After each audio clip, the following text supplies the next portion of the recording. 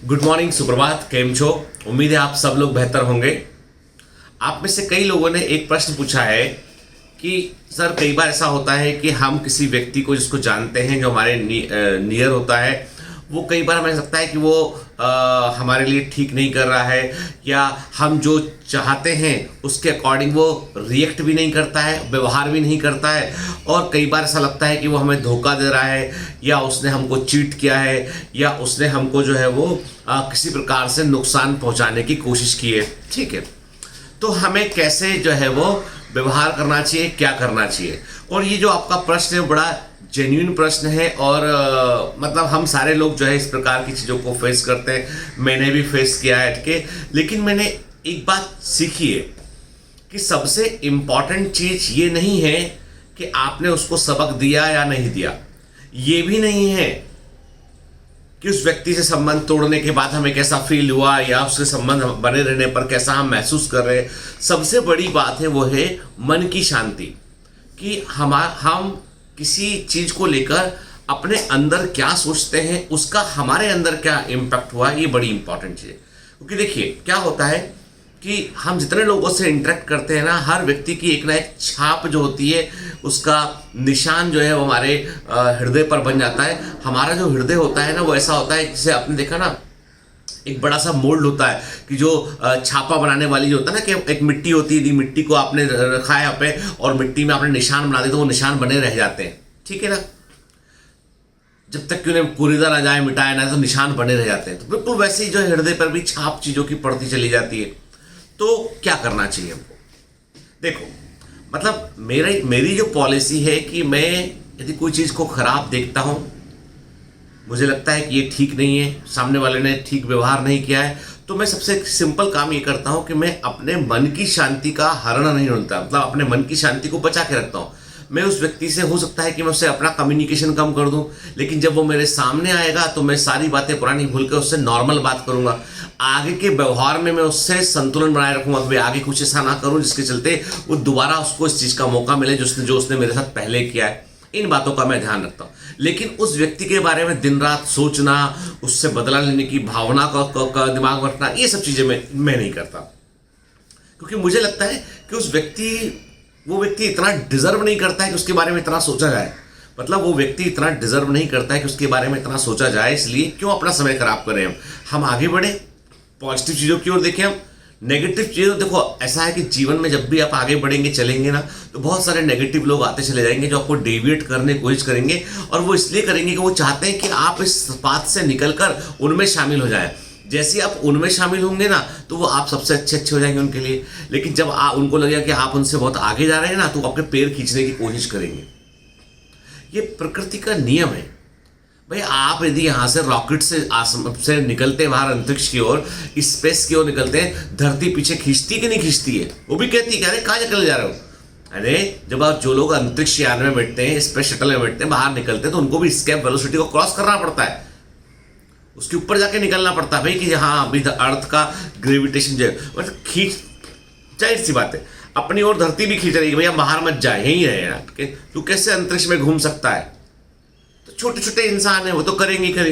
अब इस पे एक मैं छोटी सी स्टोरी आपको सुनाऊंगा कि एक बार एक बौद्ध गुरु होते हैं, वो बड़े ज्ञानी टाइप के और बड़े नामचीन जो है बौद्ध संत होते हैं। वो तो बौद्ध भिक्षुक बोलते हैं, ठीक है। तो बड़े ज्ञानी बौद्ध भिक्षुक होते हैं। उनका अपना एक जो है वो कहीं पे कैंप लगा होता है, वहाँ उस कैंप में तमाम प्रकार के बच्चे जो जापान से, और ये बात है चाइना के आसपास की कई की बात है, तो वहाँ जापान से, चाइना से, हांगकांग से, कई जगह से बच्चे उस कैंप में पहुँचते हैं। और उस कैंप का पर्पज़ ये होता है आत्मा का शुद्धिकरण के, यानी अपने आप को समझना, ठीक है, इम्प्रूव करना, और जो है ध्यान लगाना, ठीक है, चीज़ों पर कॉन्सेंट्रेट करना, ये सब चीज़ें उसको कैंप का पर्पस होता है। तो ये बड़ा फेमस कैंप है, जो अभी भी ट्रेंड चला रहा है। अभी भी जो है वो जापान में, चाइना में, श्रीलंका में ऐसे कई कैंप ऑर्गेनाइज होते हैं बच्चों के लिए। जैसे हमारे यहाँ पे समर कैंप होते हैं ना, तो वहाँ पर इस तरह के ध्यान केंद्र भी होते हैं।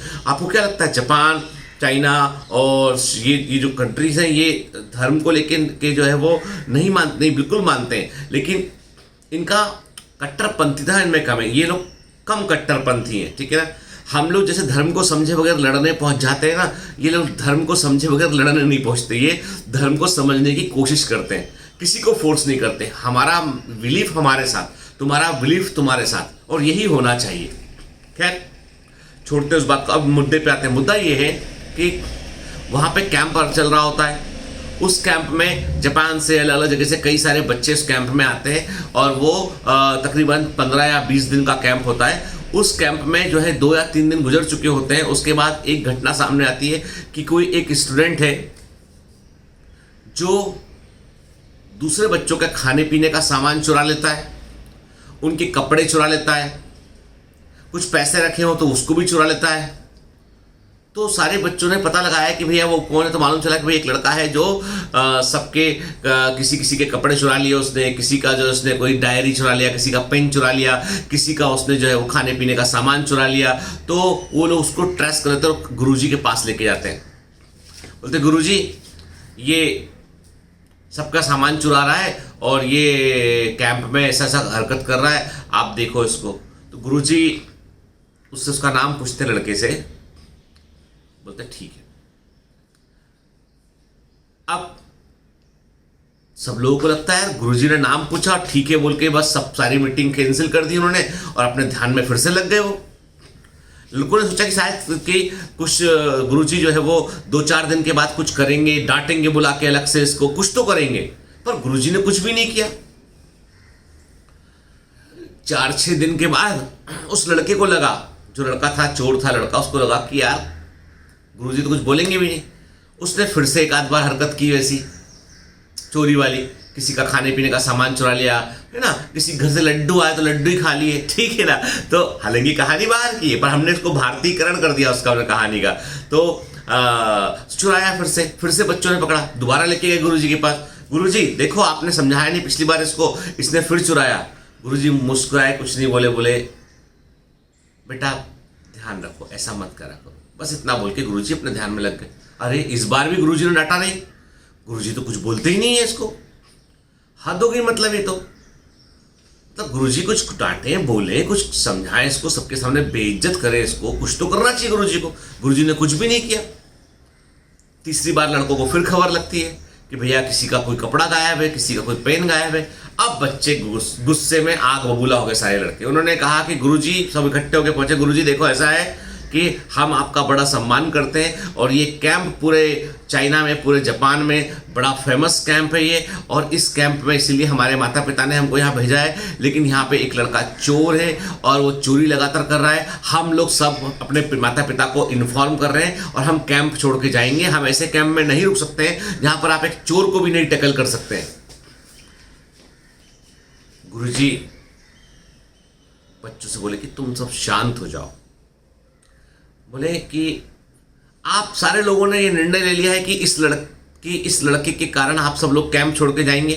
लड़के बोलते हैं हाँ सर, आप कुछ भी नहीं करते, हम तो कैंप छोड़ के जाएंगे, ये तो बड़ा खराब लड़का है और ऐसा है, इस कैंप का तो नाम खराब हो जाएगा पूरा। तो वो गुरुजी बोलते हैं अच्छा बेटा ये बताओ, तुम तो सारे बच्चे जितने हो समझदार हो, तुम्हें अच्छे और बुरे की समझ है या नहीं है? तुम जानते हो कि चोरी करना अपराध है, तुम जानते हो कि किसी दूसरे का सामान बगैर उसके पूछे ले लेना अपराध है, तुम जानते हो कि कॉपीराइटेड मटेरियल को डिस्ट्रीब्यूट करना भी अपराध है, तुम जानते हो कि इतनी सारी जो भी किसी व्यक्ति की यदि आज्ञा के बगैर कुछ किया जाए तो वो भी एक तरह का अपराध है। हाँ गुरुजी हम जानते हैं। तुम जानते हो कि अच्छाई क्या है, बुराई क्या है? बिल्कुल गुरुजी हम सब जानते हैं। तुम जानते हो कि इसने जो किया वो गलत है? हाँ गुरुजी तभी तो आपके पास लेके आए हैं हम। लेकिन बेटा तुम सारे लोग मुझे ये बताओ, क्या ये जानता है कि सही व्यवहार क्या है?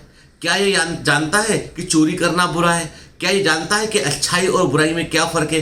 क्या ये जानता है कि मुझे अपराध नहीं करना चाहिए? क्या इसको इस बात का बोध है कि जो ये कर रहा है ये बहुत ही गलत है? सारे बच्चे बोलते हैं नहीं है, तब तो कर रहा बार बार ये। तो बेटा मुझे बताओ, तुम सब में से सबसे अधिक शिक्षा की आवश्यकता किसको है? इसको है। तो तुम सब कैंप छोड़कर जा सकते हो, मैं इसको अकेले को पढ़ा लूंगा। सारे बच्चे सिर नीचा कर लेते हैं। बोलते गुरुजी तो सही बोल रहे हैं, गुरुजी यदि इस लड़के को कैंप से निकाल देंगे बाहर, यदि गुरुजी हमारे कहने पर इस लड़के को, चोरी करने वाले लड़के को कैंप से बाहर निकाल देंगे तो ये लड़का तो जीवन भर कभी सुधर ही नहीं पाएगा। हम सबको तो मालूम है कि अच्छाई क्या है, बुराई क्या है, सही क्या है, गलत क्या है। हम यदि कैंप छोड़ के चले भी गए तो हमारे जीवन पर कोई बड़ा फर्क नहीं पड़ेगा, लेकिन ये लड़का यदि कैंप से निकाल दिया गया तो ये तो बर्बाद हो जाएगा। कल आज ये खाने पीने का सामान चुरा रहा है, पेन पेंसिल चुरा रहा है, कल को ये बड़ा चोर बन जाएगा, परसों समाज के लिए बड़ा खतरा बन जाएगा। उसके बाद पुलिस इसको पकड़ेगी और तमाम तरह के दंड भोगेगा, उसका परिवार सफर करेगा। बात तो गुरुजी बिल्कुल सही बोल रहे हैं कि शिक्षा की जरूरत उसको भी है, सबसे अधिक उसी को है जिसको ये मालूम नहीं कि शिक्षा का मतलब क्या है, जिसको ये नहीं मालूम है कि हमें अच्छा क्या बुरा क्या।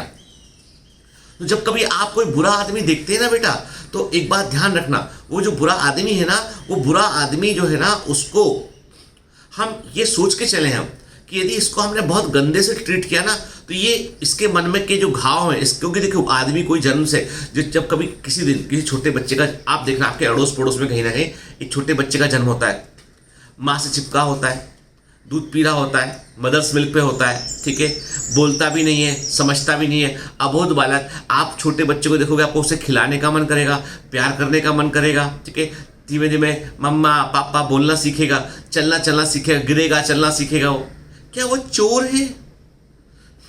क्या आप उस छोटे बच्चे को देख के बोल दोगे कि ये चोर बनेगा, डाकू बनेगा, लुटेरा बनेगा? नहीं बोल सकते ना।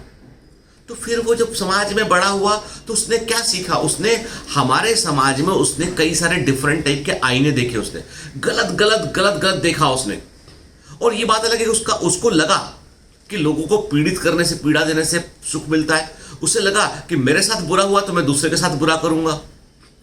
ये समाज की ठोकरें थी जिसने उस आदमी को जो है वो ऐसा बना दिया कि वो बुरा बन गया। तो प्रॉब्लम सिर्फ इतनी सी है कि हमें समाज को एक बेहतर प्लेस बनाना पड़ेगा। हम जब लोगों से हम इंटरेक्ट करते हैं ना, तो हमें लोगों से स्नेह के साथ, प्रेम के साथ, कंपैशन के साथ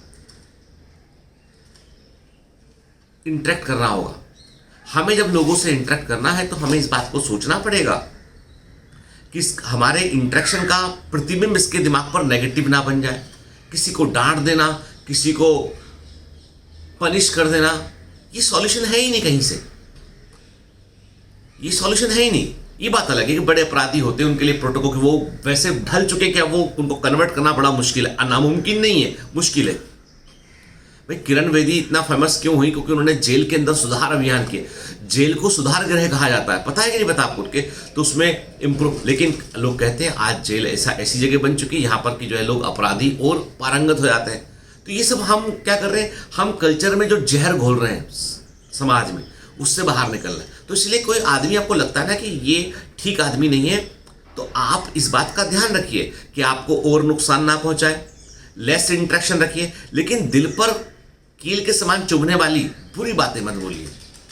ऐसा मत बोलिए, उसको ऐसा मत व्यवहार कीजिए कि उस व्यक्ति को अपने चोर होने का एहसास हो जाए, क्योंकि उसको इम्प्रूवमेंट, उसको ज्ञान का बोध होगा जरूर कभी ना कभी। याद रखिए, प्रकृति में सबसे बड़ा सिद्धांत है नेचुरल जस्टिस, प्राकृतिक न्याय जरूर होता है, जरूर होता है।